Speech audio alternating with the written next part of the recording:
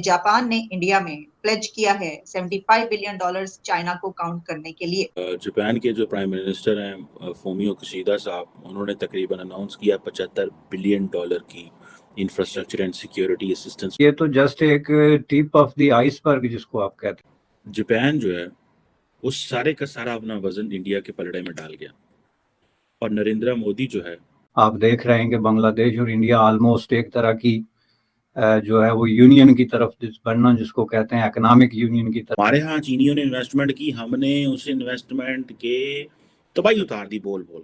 Game changer, फलाना changer, ए changer, ओ changer. फिर पाकिस्तान में चीन क्या, जापान क्या, पूरी दुनिया भी आके इन्वेस्टमेंट करे, हम उनको नाकाम कर देंगे क्योंकि हम तैयार नहीं है। दुनिया तैयार है, हम तैयार नहीं है। बजट मुख्तस किए हैं, एस्टिमेट किया है, प्रोजेक्ट किया है, वो ट्रिलियंस ऑफ डॉलर्स हैं। इतना सॉफ्ट पावर जो कहाँ नहीं घुसी, चीन में भी घुस गई है। ठीक है, जिस तरह के क्वालिटी इंफ्रास्ट्रक्चर उधर है, क्या नाम है, जापान में है, उसी तरह का क्वालिटी इंफ्रास्ट्रक्चर जो है वो इंडिया में होगा। इस वीडियो को लाइक करिए, हमारे चैनल को सब्सक्राइब करिए और बेल आइकन दबाना बिल्कुल भी मत भूलिए। जापान ने इंडिया में प्लेज किया है $75 बिलियन चाइना को काउंट करने के लिए।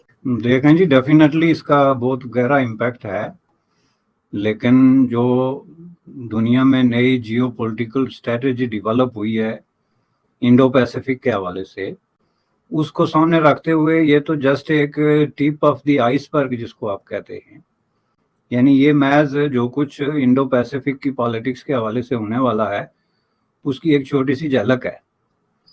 और जैसा कि पूरी दुनिया में इस पे तबसरे हो रहे हैं और पूरी दुनिया इस बात को मानती चली जा रही है कि जो अपकमिंग जितनी भी डेवलपमेंट है, ख्वाह वो ट्रेड है, इन्वेस्टमेंट है या कंपटीशन है आपकी बिजनेसेस में, किसी भी तरह का जो इवन पॉलिटिकल और कंपटीशन है, उसमें इंडो पैसिफिक जो है is going to be the centre of the focus.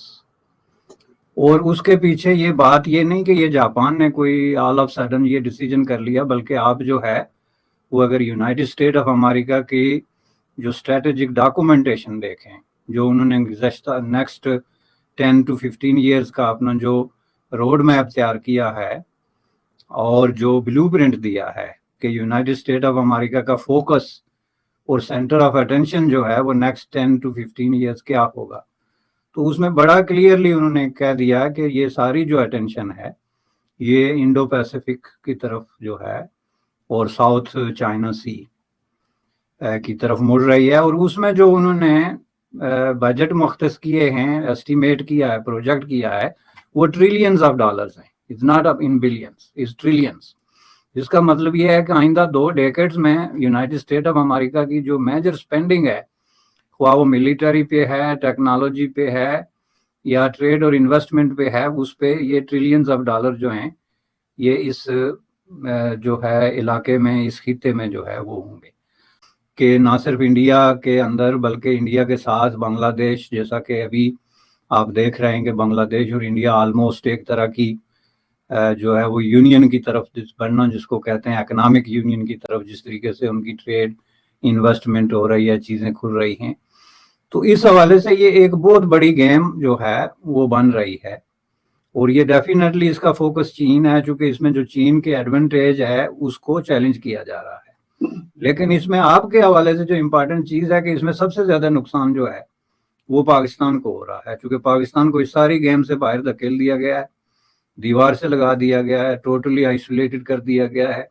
और ये जो एक फ्लो ऑफ जो है आ रहा है फाइनेंस और ट्रेड और एक नया खुशहाली का एक नया दौर आ रहा है, उसमें पाकिस्तान चीन के इन्फ्लुएंस की वजह से सिर्फ उस हद तक अपना हिस्सा वसूल कर सकेगा जो चीन उसको एलोकेट करेगा।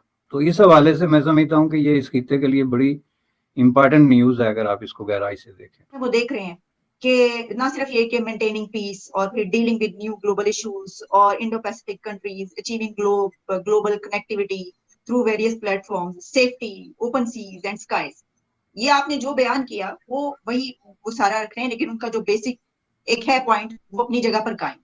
आपने ये कहा कि पाकिस्तान को धकेल दिया गया, क्या पाकिस्तान खुद से उसने अपने आप के अपने गिर्द ये वाला दायरा नहीं बनाया जो हालात है इस वक्त हमारे, और हम कोशिश के आसर नहीं कर सकते थे कि इन कंट्रीज के साथ थोड़ा बहुत शामिल होते मिलते, लेकिन क्या हमने हमारा अपना भी रोल अपने आप को अकेला करने में? नहीं, धकेल दिया गया से मराद ये नहीं कि किसी बैरूनी कुव्वत ने आके, तो इसमें दो फैक्टर जो हैं उन्होंने इम्पोर्टेंट रोल प्ले किया। एक तो पाकिस्तान की जो एक्सटर्नल पॉलिसी का फेलियर तो अपनी जगह एक परमानेंट फैक्टर हमेशा रहा है। दूसरा पाकिस्तान की लीडरशिप की जो है इनकम्पिटेंसी, जिसकी वजह से आप अगर हिस्टोरिकली देखें तो पाकिस्तान को जहां से 10-15 बिलियन डॉलर मिलने की कोई उम्मीद हो, वो सारे अपने जो है वो अंडे उठा के उस टोकरी में रख के तो खुद बैठ जाते हैं कि जी बस ये जाने और अल्लाह जाने। जिस तरह के पहले पाकिस्तान ने इस तरह के अलायंसेस में, इंटरनेशनल अलायंसेस में यूनाइटेड स्टेट ऑफ अमेरिका और वेस्ट के साथ किया कि इतनी कम जो है मिकदार में बेनिफिट उठाने के लिए उन्होंने दुनिया की सबसे बड़ी, जो उस वक्त की एक बड़ी, सबसे बड़ी में से एक सुपर पावर सोवियत यूनियन, उसके खिलाफ बाकायदा ऐलान जंग किया और फोर फ्रंट पे एज ए फूड सोल्जर का रोल जो है वो प्ले करने के लिए तैयार हो गया। जापान के जो प्राइम मिनिस्टर हैं फूमियो किशिदा साहब, उन्होंने तकरीबन अनाउंस किया $75 बिलियन की infrastructure and security assistance for Indo Pacific. लेकिन जो इम्पोर्टेंट चीज़ इसमें ये है कि जापान जो है उस सारे का सारा अपना वजन इंडिया के पलड़े में डाल गया, और नरेंद्र मोदी जो है उनकी वो जो ग्लोबल साउथ की जो पॉलिटिक्स है, ये जो ग्लोबल साउथ के ऊपर डिस्कशन कर रहे थे नरेंद्र मोदी एंड डॉक्टर जयशंकर, वो सारी की सारी जो डिबेट है उसको एक्सेप्ट कर गए। मैंने पहले कहा था कि अमेरिका का पाकिस्तान इत्तेहादी बना तालिबान बनाने और ख़त्म करने में, और इंडिया अमेरिका और उसके इत्तेहादियों का इत्तेहादी बना चीन को टफ टाइम देने में। जब इंडिया का दिल नहीं था तो इंडिया नहीं पावर कंपटीशन में गया, इंडिया नॉन अलाइनमेंट में चला गया। और साढ़े तरह वो जिसे कहते हैं ना, वो पावर हंगरी नहीं थे, वो नहीं गए। ठीक है जी, हमारे यहाँ चीनियों ने इन्वेस्टमेंट की, हमने उस इन्वेस्टमेंट के तबाही उतार दी बोल बोल। गेम चेंजर, फलाना चेंजर, ए चेंजर, ओ चेंजर। इधर पाकिस्तान में चीन क्या, जापान क्या, पूरी दुनिया भी आके इन्वेस्टमेंट करे, हम उनको नाकाम कर देंगे, क्योंकि हम तैयार नहीं है। दुनिया तैयार है, हम तैयार नहीं है। इंडिया के अंदर जो जापान है वो तकरीबन 38 बिलियन, 39 बिलियन, 38.7 बिलियन डॉलर, जो कि 5 ट्रिलियन येन बनता है, उसकी इन्वेस्टमेंट कर रहा है 5 सालों में। ठीक है जी, और हम 2014 से वो एक प्रोजेक्ट लेके बैठे हैं, सी पैक, दिमाग थक के रह गए। सी पैक का कोई कसूर नहीं है। G7 का जापान जो है वो लीडर है इस वक्त, ये G20 के लीडर बने हैं। अब वो कह रहे जी हम वियतनाम को, साउथ कोरिया, ब्राज़ील और इंडिया को G7 में बुला रहे हैं। ठीक है जी, और अब मज़े की बात है कि वो आज भी इंडिया के साथ defence equipment, trade, health, digital economy, मतलब India is going far ahead from Pakistan. ठीक है, मैं I will have to accept it कि हम तो समझे थे यार ये इन्होंने, हमारे जो लीडरान हैं, ये इन्होंने हमारे लिए बड़ी वो प्लानिंग की हुई है। कोई प्लानिंग नहीं की थी इन्होंने इंडिया के अंदर। I was talking to a Pakistani friend who served in, वो रहे हैं बिजनेस, काम करते रहे वहाँ पे चाइना में। वो कहते हैं इंडिया चाइना के अंदर तो इंडिया की फिल्में, गाने, डांस, डबिंग शबिंग होकर चलता है। तो that is the soft power. अब इंडियन सॉफ्ट पावर जो कहाँ नहीं घुसी, चीन में भी घुस गई है। ठीक है, लेकिन वो जो फंडामेंटल क्वेश्चन रह जाता है, या जो फंडामेंटल क्वेश्चन करने वाला है, वो ये है कि इंडिया की जो जिसे वो कहते हैं ना कि साउथ, ग्लोबल साउथ की लीडरशिप जो है वो जापान ने मान ली है। और मैंने आपको पहले भी कहा था कि Chinese and Indians both are talking about global south. लेकिन इंडिया को एडवांटेज यह है कि जितनी भी ग्रेट पावर्स हैं, they will accept India's proposals for the global south.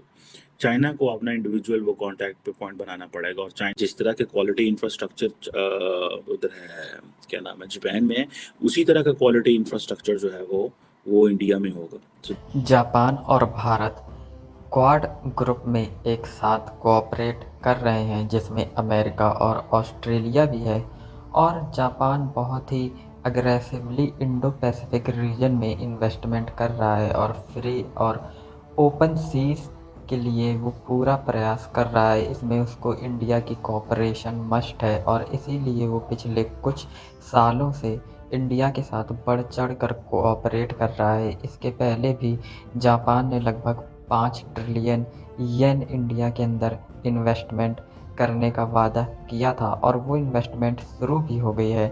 और हाल ही में जापान ने वापस से इंडो पैसिफिक रीजन में लगभग 75 बिलियन यूएस डॉलर इन्वेस्टमेंट करने के लिए वादा किया है और ये इन्वेस्टमेंट डिफरेंट फॉर्म्स में की जाएंगी। पाकिस्तान मीडिया इसलिए ज़्यादा परेशान हो रहा है इस बात पर क्योंकि इंडो पैसिफिक में पाकिस्तान नहीं आता है। पाकिस्तान को रखा है साउथ एशिया में और इस समय ग्लोबल स्टेज पर साउथ एशिया एक ऐसा रीजन है जो बहुत ही इर्रेलेवेंट हो चुका है और वहाँ पर कोई भी इतना ज़्यादा ध्यान नहीं दे रहा, जबकि इंडो पैसिफिक यूएसए की टॉप प्रायोरिटी है इस वक्त।